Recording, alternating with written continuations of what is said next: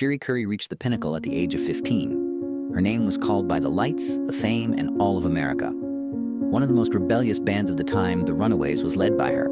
However, she almost vanished a few years later. From a globally recognized adolescent music icon to a difficult journey that not everyone is aware of. What actually transpired to earn that fame then? Was the terrible disaster that befell Sharon Tate somehow predicted? It eventually catches up with you, you know? Cherie Currie was born in Encino, California on November 30th, 1959, if you play that image long enough. Her parents were actress Marie Harmon and Don Currie, and she was born into a household steeped in the arts. Before she could really comprehend what Hollywood represented, she was exposed to it at a young age. Cherie's upbringing unfolded between two worlds, the serenity of family life and the allure of the entertainment industry, in a land where stars and ambition blended on every corner. Cherie was never alone, even as a little child. Her identical twin sister, Marie Currie, stood at her side, sharing her face and accompanying her into their first public appearances. They had the chance to make an appearance on the popular television show My Three Sons at the age of just 2. It was supposed to be the beginning of an arduous voyage. Fred McMurray and the two young girls were to sing Twinkle, Twinkle, Little Star. However, they utterly froze in the studio's tense quiet and glaring lights. The moment flew by, and their apparition vanished as if it had never happened. However, sometimes a person's flawed upbringing is precisely what shapes them in later life. Before her name became well known, Cherie Currie was only a background dancer on the stage of American Bandstand, a nearly nameless figure, just a little girl blending in with the crowd, dancing to the beat like hundreds of others, without a spotlight of her own or a crowd yelling her name. However, something subtly started to shift amid the bright melodies and flashing lights of that seemingly regular place. Cherie wasn't merely dancing, she was beginning to experience what would eventually become her fate, the sense of community while performing. Then, during a single pivotal moment, everything was different. In 1975, Cherie entered a totally different world at the age of 15, when most individuals are still figuring out who they are. It was harsh, noisy, and raw. She became the lead vocalist of the Runaways, a young, all-female band making waves in Los Angeles almost right away. At the time, the music industry was not prepared to embrace her as its face. The rock scene is dominated by teenage girls. Strong personalities who would someday become legendary surrounded her. Sandy West, Jackie Fox, Vicki Blue, Lita Ford with her piercing guitar riffs, and Joan Jett with her cool defiance. They came together to form a group that was, in its own way, dangerous and fresh. They were more than just a band.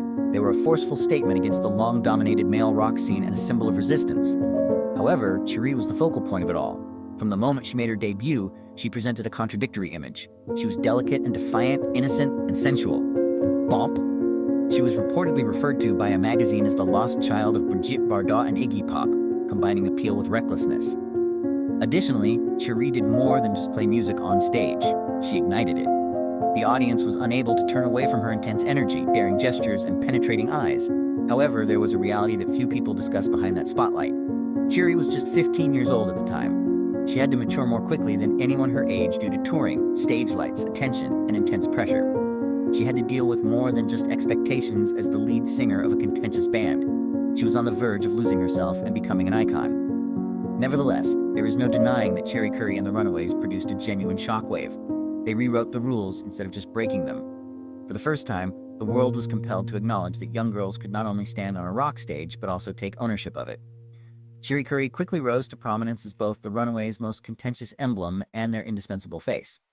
She recorded 3 albums with the band: Live in Japan, Queens of Noise, and Runaways. These weren't simply musical turning points. They were also glimpses of a trip that sped up at an unbelievable rate, full of pressure, celebrity, and the first fractures starting to show. The Runaways' debut album was truly shocking. It was unreserved, unvarnished, and defiant. Queens of Noise pushed the band's image to the brink of provocation and revolt, making everything sharper, bolder, and more contentious. Then, one thing became evident in Live in Japan. They had spread over the world and were no longer only a phenomenon in America. Cherie did more than just sing on stage. She captured everyone's attention and became the focal point of the chaos. However, the pressure started to increase just when that brilliance was peaking. Cherie abruptly left the Runaways after the 3rd album, despite having signed a 4-record deal with Mercury Records. It wasn't because she didn't belong in the band anymore, but rather because everything had gotten too much for her. A 16 or 17-year-old girl was forced to deal with pressures much beyond her age due to the unrelenting touring schedule, industry control, and being forced into an image she had not yet fully grasped. However, the tale did not stop there. Cherie entered a solo career in order to complete her contract. which was both a duty and a chance for her to rediscover. Polydor Records' Beauty's Only Skin Deep album has a distinct vibe. It was more intimate and less defiant, like an effort to break out from the Runaways' massive shadow. This was no longer the picture of a startling rock star. It was a young woman attempting to reinvent herself in the face of pressure and expectations. Notably, Cherie Currie, her twin sister, provided vocals to the song Love at First Sight. It was a minor yet significant detail. It was one of the few things that kept her linked to her family, her past, and her true self in the midst of all the commotion, changes, and dazzling lights. Cherie Currie's career was never solely focused on music, as she went from being the lead voice of a rebellious wave in female rock to a solo artist trying to figure out who she was. It was the tale of a young girl who was drawn into celebrity before she had a chance to discover who she was and who had to learn how to save herself when no one else was around. Cherie entered an entirely different world after quitting the Runaways at the age of 17, a time when many people have not yet sorted out their destiny. Big stages, brilliant lights, and throngs chanting her name had all vanished. Rather, there were tiny music venues in Los Angeles where the atmosphere was both more private and more public. There was only her voice, her presence, and her own self. There was no spotlight to hide behind. Her twin sister, Cherie Currie, once again served as her pillar of support at that precarious time. Is an integral part of her, not a shadow. The audience saw more than simply two vocalists when Cherie joined Cherie on stage. They witnessed a genuine and personal connection, which was nearly the exact reverse of the rebellious image Cherie had held on large stages. And because that mix was sincere, rather than surprising, it was well received. During a tour in Japan, made the true point. The two sisters started to glimpse a different option when they were away from Hollywood and familiar pressures. Without being molded or coerced, they could make music in their own way. The concept for a collaborative album gradually developed, and Messing with the Boys was published by Capitol Records in 1979. The unadulterated revolt of earlier was no longer present on this record. Rather, it reflected a more mature Cherie, less explosive but more reflective, and had a gentler tone with a distinct pop rock influence. The cover of Russ Ballard's song Since You've Been Gone peaked at number 95 on the charts. Although it was a small accomplishment, it was sufficient to demonstrate that her had not vanished. Cherie and Cherie kept making appearances on programs like Sha Na Na, The Mike Douglas Show, and The Merv Griffin Show during the 1980s. They continued to be present, but in a more subdued and understated manner. Cherie eventually evolved into a flexible artist who could adapt and persevere, no longer a contentious figure. When the two sisters created and produced for the movie The Rosebud Beach Hotel in 1984, in addition to acting in it and singing its songs, they took a different turn. It was more than a project. It was an indication that they intended to take charge of their own narrative rather than allowing others to define it. Cherie did not vanish in the ensuing years. All she did was get silent. When she and Cherie played at a memorial performance for Paula Pierce of the Pandoras in 1991, music regained its authentic significance, bond, and memory. When she rejoined with former Runaways members Jackie Fox and Sandy West in 1994, Cherie stood next to her on stage once more. Rebellion and peace, the past and the present, united as one. There was more to the 1998 Golden Apple performance that promoted the re-release of Messing with the Boys than just song. It was a contemplative moment. It was no longer the explosion of youth when Sandy West and Cherie took the stage. It was the echo of a bygone era. They signed autographs for spectators after the performance, which was a straightforward gesture that said a lot. The situation had altered. Young and Wild 1998 and ATS Collection 2000 were two subsequent compilations.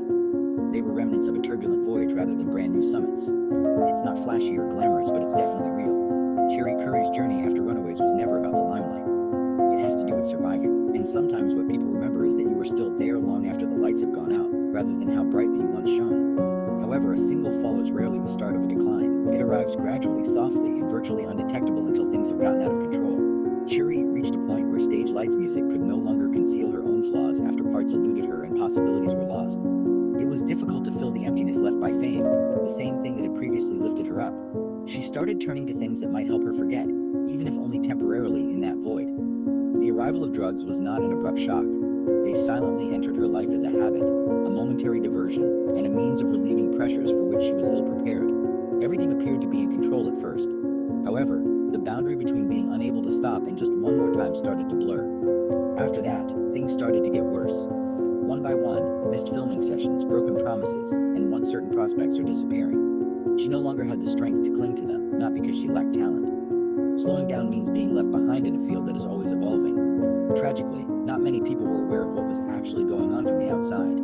She remained the rebellious figure of her time, Cherie Currie, to the general audience. However, there was a whole other reality hidden behind that picture. A young woman stuck between her past self and her future self, slowly losing her way. Silently, isolation started to seep in. Cherie did not just lose her position when employment declined and connections inside the sector were more strained. She no longer felt like she belonged. The The spiral of addiction deepened and became more difficult to break amid that emptiness.